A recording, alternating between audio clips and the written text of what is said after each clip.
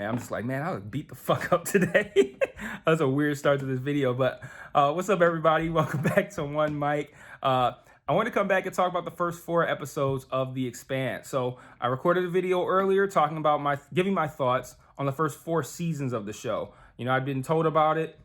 I wanted to try to get caught up by the time the new season hit. I didn't quite make it, but I did get there. So Amazon dropped the first 3 episodes of season 5 in one shot. And now episode 4 has aired. So I've watched all 4 episodes, and already I feel like this season is probably going to be the best one. One of the things that they started doing that once Amazon picked it up is they started exploring different worlds. And when I say exploring different worlds, obviously it takes place in space. They explore different worlds all the time, but I mean different worlds within the context of the show. So like in season 4, they spent what was it? In the seasons leading up, this is actually one of my problems with season 4 is they didn't do this.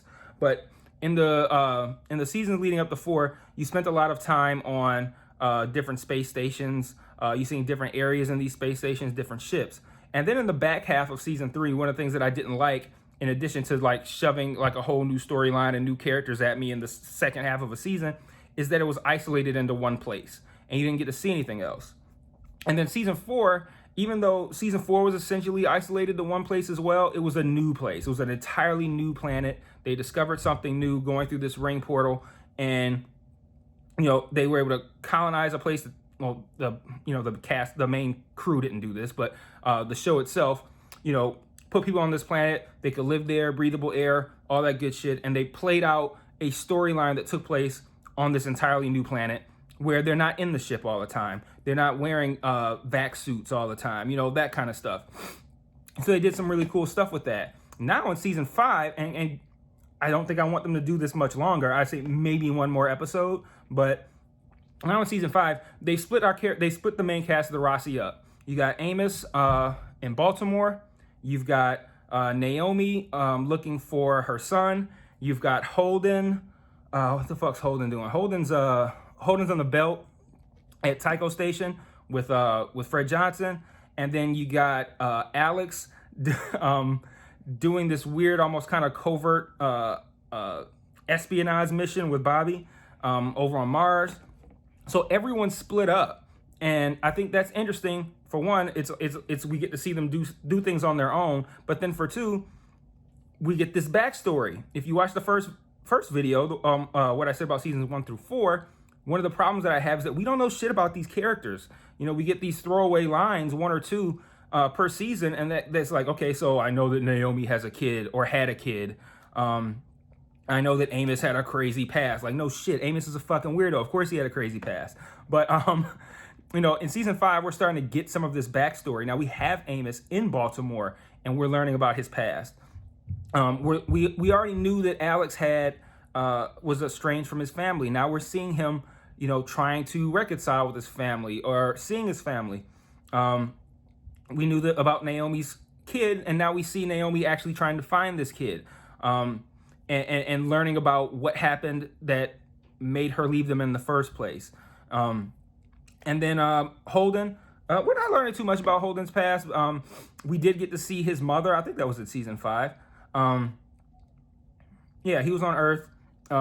So that was cool. That might have been in season 4. I'm not entirely sure, but I like the fact that they're finally giving us some background on these characters, because that's what I've been waiting to see. The first 3 episodes, I think Amazon's really good with how they structure their release schedule.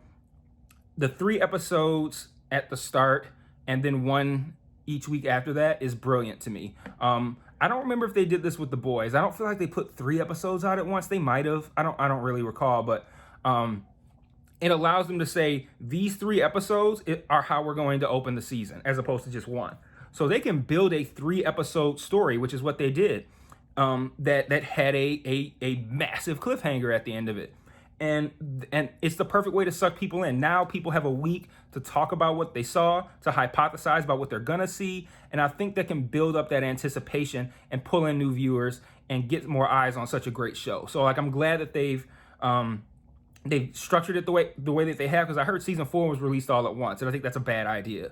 I feel like right now the model, like let Netflix have that, and the model of that HBO Max and Amazon are doing of like, here's the first three, and then we're gonna give you one each week. Maybe we'll give you two on some weeks, something like that.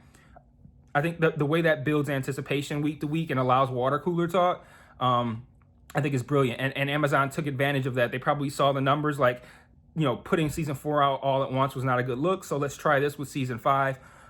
They structured it was very clear that they meant to structure those first 3 episodes that way. It was not, here are the first 3 episodes. It was like, here is a 3-episode story that is going to culminate in a cliffhanger, and then we will move to week to week from there.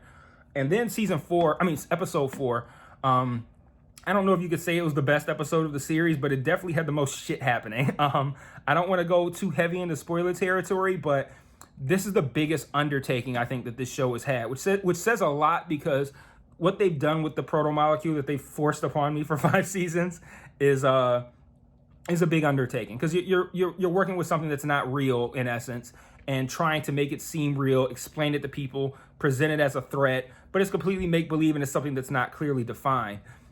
That's a tall order, which I think by and large they've handled well, but the Proto Molecule is my biggest complaint about the show by far. Pretty much my only complaint, honestly. But now what they've done by having, I'll spoil it a little bit. What they've done by having this new character, and I use the term new loosely. Marco was mentioned in season 3, but wasn't prevalent. But what they've done by having Marco actually successfully attack Earth raises the stakes so high. Because we're looking at a show that, this is another one of the things I like about the show, is how it ties in so closely to what's happening current day in real life, with the dynamic between like the Belters, the Earthers, Inners, whatever, Martians, but those 3 factions, it mirrors real life so closely. But this changes the stakes. This is the equivalent of like, I think this is kind of like what's happening in this country right now, is that there are people who are concerned that they're going to lose what they have, and there are people who are concerned that they won't be able to gain any more. And I think what's happening on the Expanse right now is the equivalent of if like the lower class took over the country or something like that. Like, that's kind of what I feel like they're doing with the Expanse, which is like an incredibly it's a tall order, it's a lofty goal to pull off a story like that, where like you have the people who are considered the outcast gaining the upper leg to the point where they are now kind of pretty much in fucking charge. How does Earth handle being at someone's heel? And I think that's going to be super interesting. That episode had some big deaths. That episode had just, I think the fact that they just kept hitting you. Like, you think at the end of the 3rd episode, they have one of Marco's asteroids, rocks, whatever, his stealth tech that was covering them, land, and all you see is the explosion. You don't see the aftermath. That's enough. But then you had I think he had another 1 or 2 that hit as well. He took out Gao, the Secretary General. They killed off essentially like the head of the UN. I think they said one of the rocks hit around Philly, so that's gonna affect New York. They said they lost communication with New York. We don't know what the fuck happened to Amos. Amos is down there talking to Jules Pierre Mao's daughter. And then you just see the shake, ceiling crack, and light and scene cuts. We don't know what's happening to Amos. Amos is fine, I'm sure. And they put every character in a very, very precarious spot, going into the next episode. And with that being the 5th episode, we're already starting to move into the second half of the season, assuming that there's 10 episodes. And I think maybe you give episode 5 to kind of give us, okay, where do we stand now? Fred Johnson's dead. Where do we go from here?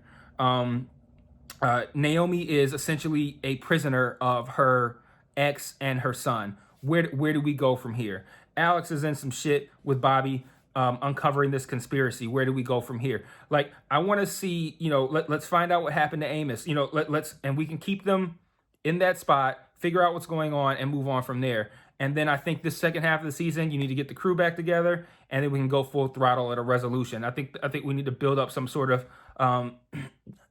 obviously going after Marco is going to be a plot point in the second half. But how is what he did, how is that going to affect the dynamic? Let's sit in that political intrigue for the back half of the fifth season. So really great start so far. I'm really excited to see season 5. I really enjoyed the show. I think it is one of the better shows on TV. I think Raised by Wolves has the potential to be better, but I do still really enjoy The Expanse. I see why everybody loves it. And I'll see you guys next week to talk about episode 5. Peace.